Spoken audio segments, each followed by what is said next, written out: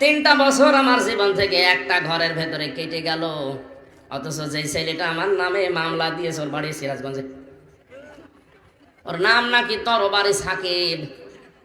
ও বেটা ধান কাটে, কাছে দিয়ে ধান কাটতে কাটতে মাথা গেছে বিগড়িয়ে, বাসের মাথায় উঠে চলে গেছে ঢাকায়। সংসদের সামনে দিয়ে হাঁটছিল, পুলিশ ধরে বলছে কি করিস, সংসদ ভেঙে ফেলবো। কাছে দিয়ে হ্যাঁ, আমির হামজার ওয়াজ শুনে উদ্বুদ্ধ হয়েছে। আমি কি এমন ওয়াজ করব, আমি নরম নরম ওয়াজ করি, আর আমার ওয়াজ বলে উদ্বুদ্ধ হয়েছে, তাও সিরাজগঞ্জ থেকে গেছে।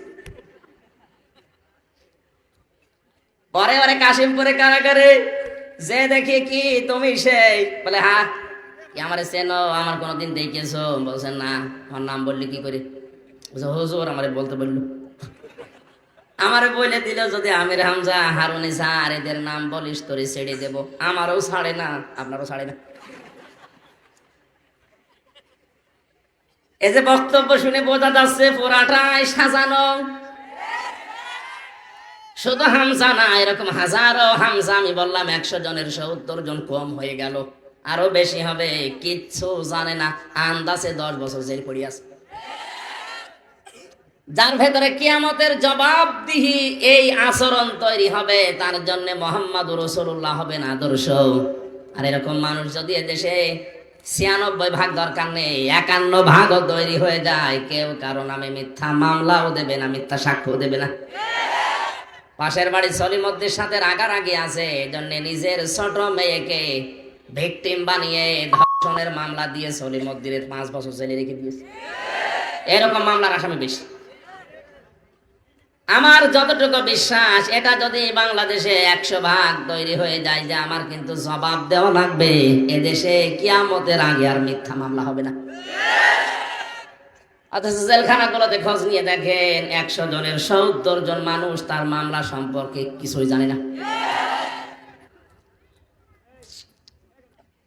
3 নম্বরে যাকারাল্লাহ কাসীরা, তাদের জীবনের সবচাইতে বেশি আলোচনা থাকবে আল্লাহর। কার?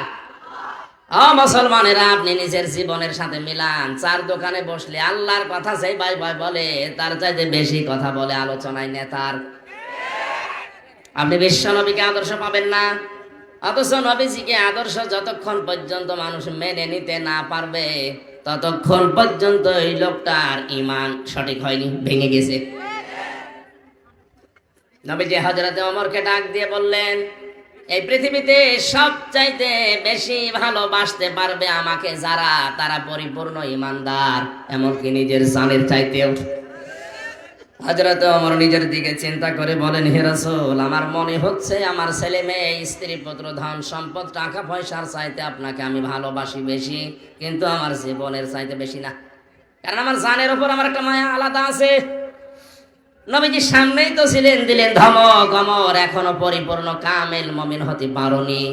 হযরত ওমর কিছুক্ষণ পরেই বলে উঠলেন, হে রাসূল, এখন মনে হচ্ছে আমার জীবনের চাইতেও আপনাকে আমি বেশি ভালোবাসি। নবীজি ওই মুহূর্তে বলেছিলেন, ওমর এই মাত্র তুমি কামেল পরিপূর্ণ মুমিন হইলে। কাকে বলছে এই কথা আপনি টের পেয়েছেন? যারা জান্নাতের গ্যারান্টি দিয়েছিলেন জিন্দা অবস্থায়। আকাশের যে তারকা দেখতে পান, হয়তো কেউ গণনা করলে একদিন শেষ হয়ে যাবে। হযরত ওমর যে নেকির কাজ করেছে দুনিয়ায়, তার গণনা করে কেউ শেষ করতে পারবে না। কোন রাস্তা দিয়ে গেলে আমরা হাদিস সে জন্মের পর থেকে শুনছি যে 40 দিন শয়তানও রাস্তায় যেতে ভয় পেত। আর আমরা এমন মুসলমান, রাস্তা দিয়ে হাঁটলে শয়তান মনে করে বন্ধু আমি পেয়েছি।